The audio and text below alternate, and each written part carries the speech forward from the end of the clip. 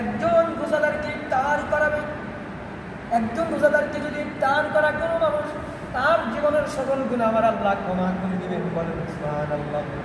এরকমভাবে আল্লাহ রাসূল সাল্লাল্লাহু আলাইহি ওয়াসাল্লাম আরো বলছেন, যে ব্যক্তি রমজান মাসে কোনো রোজাদারকে ইফতার করাবে, আমার আল্লাহ তাকে জাহান্নাম থেকে মুক্তি দিবেন।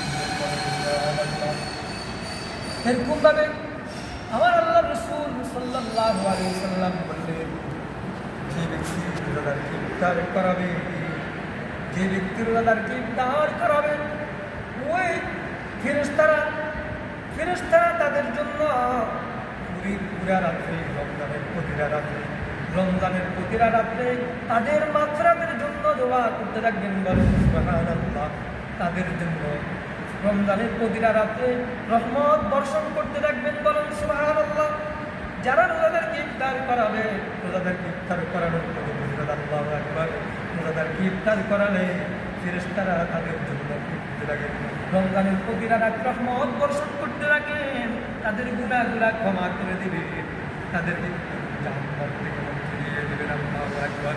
এরকমভাবে হাদিসের মধ্যে আছে, যে ব্যক্তি রমজান মাসে রোজাদারকে ইফতার করাবে, আল্লাহ রাসূল সাল্লাল্লাহু আলাইহি সাল্লাম বলেন, রমজান মাসে যারা রোজাদারকে ইফতার করাবে, তার সাথে শবে কদরের রাত্রে ওই যে ব্যক্তির রোজাদারকে ইফতার করাইছে, ওই ব্যক্তির সাথে জিবরাইল আমিন আলাইহিস সালাম শবে কদরে মুসাফা করবেন। বলেন সুবহানাল্লাহ।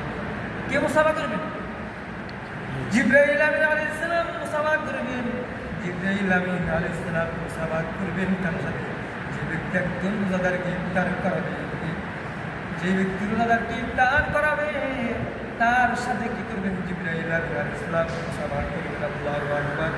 যখন মুসাফা যখন করবেন, জিবরাইল আলাইহিস সালাম যখন মুসাফা করবেন, যে ব্যক্তি রোজাদারকে ইফতার করাইছে তার সাথে যখন মুসাফা করবে, তার অন্তর কোমল হয়ে যাবে। আল্লাহু আকবার। তার অন্তর কোমল হয়ে যাবে, তার চক্ষু শীতল হয়ে যাবে।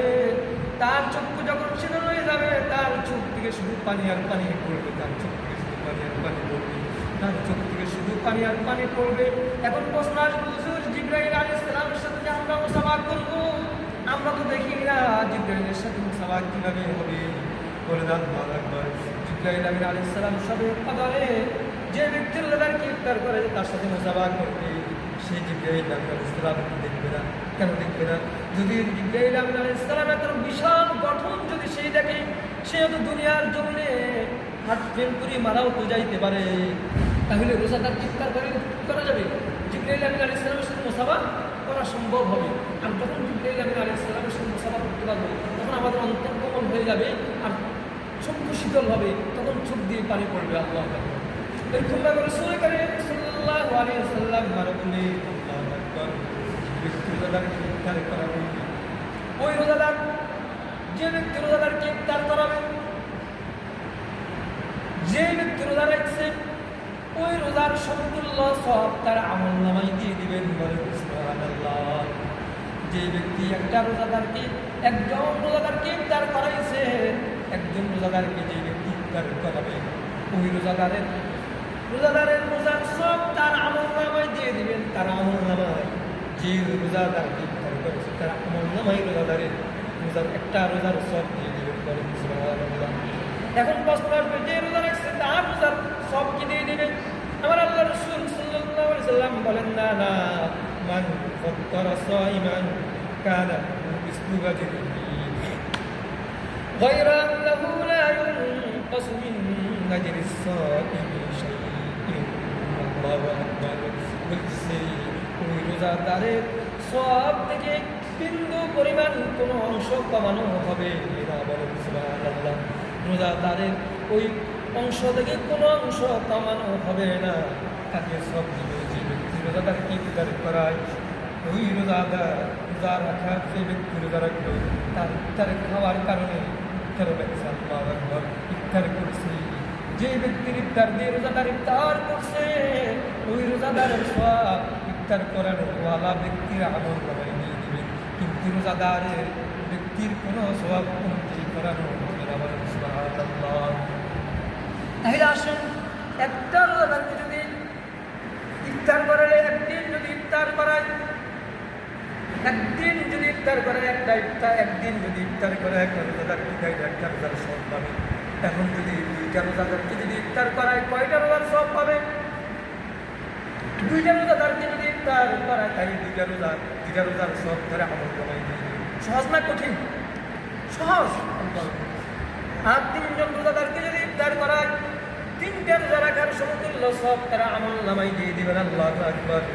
আর যদি চারটা রোজাদারকে ইফতার করায় চারটা রোজা রাখার সমতুল্য সব তারা আমল নামাই দিয়ে দিবেন। আল্লাহু আকবার। এরকমভাবে পাঁচটা রোজাদারকে যদি ইফতার করায় পাঁচটা রোজার সব তারা আমল নামাই দিয়ে দিবেন। 30টা জন রোজাদারকে যদি ইফতার করায় 30টা রোজাদারের সব তারা আমল নামাই দিয়ে দিবেন। 30টা রোজার সব তারা আমল নামাই দিয়ে দিবে। এত সহজ আমার নবী আমাদের জন্য করে দিয়েছেন। আল্লাহু আকবার।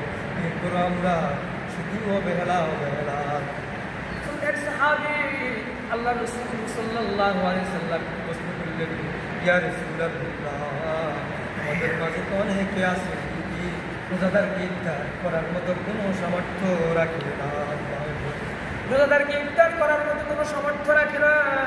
সাহাবীরা যখন আল্লাহ রাসূল সাল্লাল্লাহু আলাইহি সাল্লামকে প্রশ্ন করলেন, ইয়া রাসূলুল্লাহ, সাহাবীদের মধ্যে অনেকে আছে রোজাদারদেরকে ইফতার করার মতো কোনো সামর্থ্য রাখে না, কোনো অর্থ রাখে না, তাদের অর্থ অনেক সামর্থ্য রাখে না। তখন আল্লাহ রাসূল সাল্লাল্লাহু আলাইহি সাল্লাম বললেন, যদি তার কাছে যদি দুধ থাকে, দুধ পানি মিশ্রিত যদি দুধ যদি এক পেয়ালা যদি দুধ পান করায় ইফতারের সময় যদি ইফতার করায় এক কাপ দিয়ে, এক ফেরা দিয়ে অথবা এক গ্লাস দিয়ে যদি কোনো ইফতারের রোজাদারকে যদি ইফতার করায় তাহলে ওই রোজাদারের সমতুল্য একটা রোজার সব তারা আমল নামাই দিয়ে দিবেন। বলেন সুবহানাল্লাহ। যদি তাও সম্ভব না হয় একটা খেজুর দিয়ে যদি কোনো রোজাদারকে ইফতার করায়, যে ব্যক্তি ইফতার করাইলো তার আমল নামাই রোজার সব তারা আমল নামাই দিয়ে দিবেন। বলেন সুবহানাল্লাহ।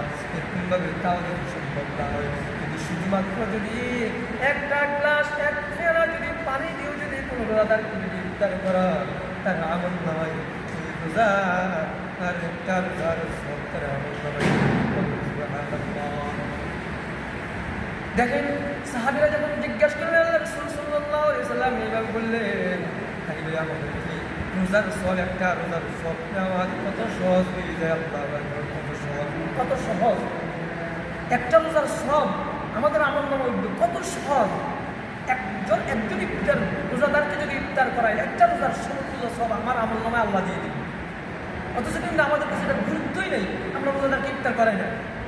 দুনিয়ার সকল কিছুর মধ্যে কি প্রতিযোগিতা চলে, ব্যবসার মধ্যে প্রতিযোগিতা চলে, খাওয়া দাওয়ার মধ্যে প্রতিযোগিতা চলে। কে কি পরিমাণ ইফতার কিনবে, দামি দামি ইফতার কিনবে। ইফতারের হোটেলগুলোর সামনে যাই দেখেন ইফতার আর ইফতার, কে কত দামি ইফতার কিনবে। শুধু এটাই, দামি ইফতার না কিনলে তার সম্মান ঠিক থাকে না। খাবারের ক্ষেত্রে প্রতিযোগিতা চলে, ইফতার খাবার ক্ষেত্রে প্রতিযোগিতা চলে। যখন খেলা আসে আর্জেন্টিনার আর ব্রাজিলের পতাকা উড়ানোর প্রতিযোগিতা চলে।